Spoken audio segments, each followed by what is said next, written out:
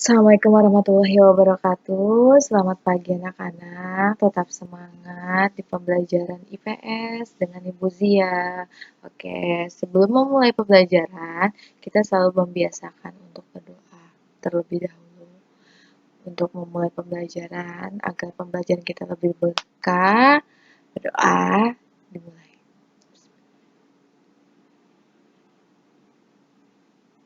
Berdoa selesai. Oke, kemarin kita sudah membahas bab mengenai interaksi antar ruang ASEAN. Kita pun sudah ulangan harian. Nah, sekarang kita memulai bab baru ya anak-anakku. Bab apakah itu? Babnya itu mobilitas sosial. Apa saja yang akan kita pelajari? Nih, dalam tema mobilitas sosial, kita akan membahas dua topik. Pengertian mobilitas sosial itu sendiri dan bentuk-bentuk mobilitas sosial. Oke, kita masuk ke materi. Sudah siap? Lanjut ya. Pengertian mobilitas sosial. Apa sih yang dimaksud mobilitas sosial itu? Oke. Mobilitas sosial berasal dari bahasa Latin dari kata mobilis yang berarti mudah dipindahkan atau banyak bergerak dari satu tempat ke tempat yang lain. Kamu boleh lihat definisikan dari mobil itu sendiri. Mobil itu kan bergerak ya di jalan itu. Dia berpindah dari satu tempat ke tempat yang lain. Nah, ada kata sosial. Nah, istilahnya mengandung makna seseorang. Seseorang itu berarti satu orang atau sekelompok warga dalam sebuah kelompok sosial. Apa sih Bu Zia kelompok sosial itu? Kelompok sosial itu kumpulan individu-individu. Misalnya kelompok sosial pelajar, kelompok sosial PNS, kelompok sosial pengacara, kelompok sosial RT yang membentuk sebuah komunitas atau kumpulan orang itu disebut kelompok sosial. Bu, kalau misalnya kita cuma berdua, apakah itu disebut kelompok sosial? Ya, bisa jadi disebut kelompok sosial. Karena kelompok sosial itu definisinya lebih dari satu. Nah, jadi apa sih mobilitas sosial itu? Mobilitas sosial itu adalah perpindahan dari kata mobil tadi ya, posisi seseorang atau sekelompok orang dalam lapisan ke lapisan yang lain. Masyarakat itu punya tingkatan yang berbeda-beda ya. Misalnya dia tingkatannya lebih tinggi karena dia ekonominya lebih bagus. Dia tingkatannya lebih rendah karena ekonominya di bawah. Gitu. Tapi bukan hanya itu aja ya. Misalnya agama pun berbeda-beda ya, tapi dia beda versi. Sifatnya masih sederajat. Nggak ada agama yang lebih tinggi, nggak ada agama yang lebih rendah. Sama halnya dengan suku, ada suku Jawa, suku Sunda, suku Padang, itu berbeda, tapi tidak merubah derajatnya. Ya.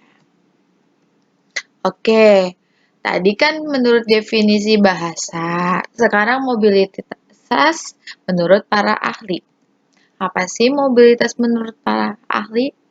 Ada empat tokoh ini adalah tokoh dari sosiologi ya. Paul B. Horton mengatakan mobilitas sosial adalah suatu gerakan berpindah dari satu kelas ke kelas sosial lain yang gerak pindahnya dari satu strata satu ke strata yang lain. Maksudnya intinya sama, perpindahan dari kelas sosial tertentu ke kelas sosial yang lainnya. Kalau menurut Kimball Young dan Raymond Wilmarx, mobilitas sosial itu adalah suatu gerak struktur sosial, yaitu pola-pola tertentu yang mengatur organisasi suatu kelompok sosial. Struktur sosial mencakup sifat hubungan antara individu dalam kelompoknya dan hubungan antara individu dan kelompoknya. Individu dalam kelompoknya, individu dan kelompoknya. Itu menurut Kimball Young. Nah, apalagi sih menurut Anthony Giddens, dia mengatakan mobilitas sosial itu menunjukkan gerakan dari orang per orang dan kelompok ke kelompok di antara kedudukan sosial ekonomi yang berbeda. Horton and Hart mengatakan mobilitas sosial merupakan tindakan berpindah dari satu kelas sosial ke kelas sosial yang lain. Bisa kita simpulkan ya anak-anak, dari keempat tokoh itu secara garis besar sama dengan mobilitas secara bahasa ya. Intinya mobilitas itu perpindahan individu atau kelompok dari suatu kelompok atau kelas sosial satu ke kelas sosial yang lainnya. Oke, Ibu punya contoh kasus ya. Kesuksesan Narendra. Nih, dibaca disimak baik-baik ya kisahnya. Sebagai seorang anak petani miskin, oke, Narendra berusaha mengubah taraf kehidupan keluarganya. Orang tuanya hanya mampu menyekolahkan dia sampai tingkat SMP. Walaupun demikian, ia tetap berusaha melanjutkan sekolah ke jenjang yang lebih tinggi. Pada tahun 90, pergilah Narendra ke kota bersama temannya. Di kota, ia berjualan koran di pagi hari dan sekolah di siang hari. Kamu bisa bayangkan, dia di pagi hari bekerja dan di siang harinya dia sekolah hanya untuk demi melanjutkan pendidikannya. Dari hasil penjualan koran, Narendra mampu membiayai sekolahnya, bahkan sampai kuliah di perguruan tinggi. Kuliah di perguruan tinggi membuat Narendra semakin memiliki pengetahuan luas tentang usaha bisnis. Narendra tidak hanya menjual koran di pinggir lampu merah, dia akhirnya bisa membuka kios majalah dan koran. Usaha Narendra mengalami kemajuan hingga berkembang menjadi toko buku yang laris. Kini Narendra memiliki 4 cabang toko buku yang memperkerjakan 200 pekerja. Narendra yang memiliki masa lalu anak petani miskin, kini menjadi pengusaha yang terpandang dan kaya. Kesuksesan Narendra tidak lepas dari usaha yang gigih. Oke, dari kasus ini kalian bisa belajar bahwa pendidikan itu penting. Itu yang pertama kali ya anak-anak, pendidikan penting merubah seseorang. Nah, yang kedua kita lihat kegigihan Narendra dari anak petani miskin yang mampu hanya sekolah sampai SMP, tapi dia tidak kalah dengan keadaan, dia kerja, jualan koran sambil sekolah, akhirnya dia bisa buka kios majalah dan koran, bahkan dia punya toko yang besar. Nah, ini ada hubungannya dengan mobilitas sosial. Apa sih hubungannya? Tadi kan kita sudah bahas soal pengertiannya ya. Mobilitas itu perpindahan seseorang atau kelompok dari kelas sosial satu ke kelas sosial yang lain. Ini dibuktikan dengan Narendra. Narendra mungkin dari kelas sosial ekonomi rendah karena usahanya ia bekerja, ia belajar secara tekun, akhirnya dia naik ke kelas sosial yang lebih tinggi dengan mempunyai toko buku yang besar. Nah, itu contoh dari mobilitas sosial. Oke. Nah, kamu hari ini punya 2 tugas. Tugas individu yang pertama itu, carilah seseorang di sekitarmu yang menarik ya, yang mengalami mobilitas sosial seperti materi yang kita pelajari, seperti contoh Narendra ya. Yang kedua, tuliskan secara singkat di buku IPS-mu proses mobilitas yang terjadi pada orang tersebut dalam 3 paragraf. Maksudnya, kamu buat cerita seperti ini ya. Nah, nanti kesuksesan siapa kamu ganti dan alur ceritanya kamu bisa ganti dalam bentuk 3 paragraf. Yang intinya dia menunjukkan adanya perpindahan kehidupan di dalam pengalaman hidupnya. Nah, tugas ketiga, tuliskan faktor apa saja yang menyebabkan mereka mengalami mobilitas sosial itu. Oke, kayak kasus Narendra. Faktornya apa? Karena faktor kerja keras, ya, dan usaha gigih untuk merubah nasib. Nah, itu tugas yang pertama. Lanjut ke materi selanjutnya, kita masuk ke bentuk-bentuk mobilitas sosial. Mobilitas sosial itu ada 2 versi, mobilitas vertikal dan mobilitas horizontal. Mobilitas vertikal itu perpindahan seseorang atau kelompok dari suatu kedudukan sosial ke kedudukan sosial yang lain yang tidak sederajat, baik berpindah ke tempat yang lebih tinggi yang kita kenal dengan social climbing. Maksudnya apa? Seperti contoh tadi Narendra. Narendra itu dari anak petani miskin. Nah, Dia berusaha keras. Nah, lanjut ya. Dia berusaha keras untuk sekolah, bekerja,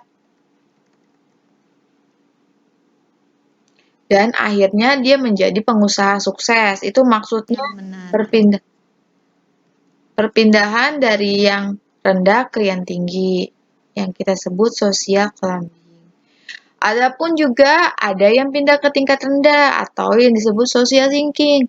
Contohnya misalnya ada kasus misalnya seorang anak orang kaya, konglomerat, tapi dia tidak bisa menjalankan usahanya, akhirnya ketika orang tuanya meninggal, usahanya menjadi bangkrut. Nah, itu dan akhirnya dia menjadi orang miskin. Nah, itu maksudnya tingkat yang lebih rendah. Atau contohnya gini, contoh nyata, misalnya ada artis terkenal, penghasilannya besar, namun karena ada satu kasus narkoba, ia masuk penjara, akhirnya dia kehilangan rating, kehilangan pamor.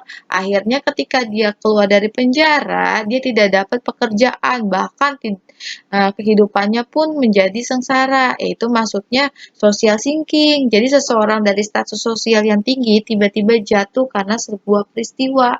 Nah, itu namanya social thinking. Yang kedua, ada mobilitas horizontal. Apa sih mobilitas horizontal? Itu perpindahan status sosial seseorang atau sekelompok dalam lapisan sosial yang sama. Mobilitas sosial horizontal itu peralihan individu atau objek sosial dari kelompok sosial satu ke kelompok sosial yang sederajat. Misalnya gini, Ibu Zia itu mengajar di SMP Nurul Ihsan. Sewaktu-waktu ibu mengikuti tes CPNS. Nah, ibu ikut tes CPNS, akhirnya ibu pindah ke SMP 172. Nah, itu yang dimaksud mobilitas horizontal. Ibu pindah sekolah, tidak merubah status ibu sebagai guru IPS. Itu masuknya mobilitas horizontal. Contoh lain misalnya, seorang artis menikah dengan orang yang agamanya berbeda. Misalnya kita anggap Jennifer menikah dengan Ahmad itu beragama Islam, sedangkan Jennifer itu beragama Kristen. Nah, karena mereka harus menikah dengan satu agama biar diresmikan oleh negara, akhirnya Jennifer pindah ke Islam. Nah, mobilitas sosialnya itu tetap sederajat, tapi dia mengalami perpindahan, yaitu dari Kristen ke Islam. Itu maksudnya seperti itu. Nah, di sini ada 3 kasus Ibu buat. Nah, ini tugas kamu. Bu Dharma adalah kasus pertama ya. Bu Dharma adalah seorang guru di salah satu sekolah provinsi DKI. Sebagai guru IPS, ia menjalankan tugas dengan baik. Bukan hanya mengajar, ia melaksanakan administrasi dengan tanggung jawab. Karena prestasinya, ia diangkat menjadi Capsek. Ingat, kasus pertama itu masuknya social climbing, social thinking, atau social horizontal kira-kira anak-anakku. Nah, lanjut. Ada kasus kedua, Pak Gayus adalah seorang anak pengusaha yang memiliki perkebunan teh di Jawa Barat. Pak Gayus mengembangkan usahanya dengan membuka usaha baru, yakni bisnis pertambangan. Namun usaha pertambangan Pak Gayus tidak berhasil dan berkembang. Bahkan usaha perkebunan pun terus merugi dan akhirnya mengalami kebangkrutan. Kini Pak Gayus memulai sebagai pengusaha kecil. Nah, ayo, dia termasuk mobilitas apa? Mobilitas yang climbing, sinking, atau yang horizontal.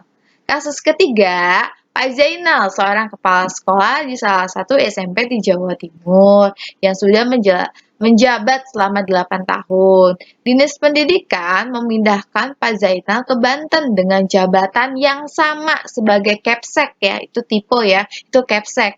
Nah, di kasus ini termasuk climbing, sinking, atau horizontal. Nah, di sini kamu cukup kasusnya itu nggak usah ditulis, cuman kalian bikin tabel seperti ini.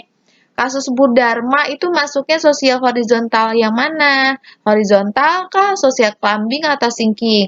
Kalau menurut kamu horizontal, kamu tinggal checklist. Atau sosial climbing, kamu checklist. Atau sosial sinking. Jadi di antara tiga ini kamu tinggal checklist salah satu. Begitu hal dengan kasus Pak Gayus dan Pak Jainal. Sampai di sini sudah paham anak-anakku?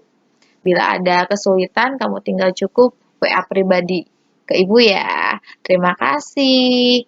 Ibu akhiri pembelajaran hari ini. Tetap semangat. Sampai jumpa di pertemuan selanjutnya. Assalamualaikum warahmatullahi wabarakatuh.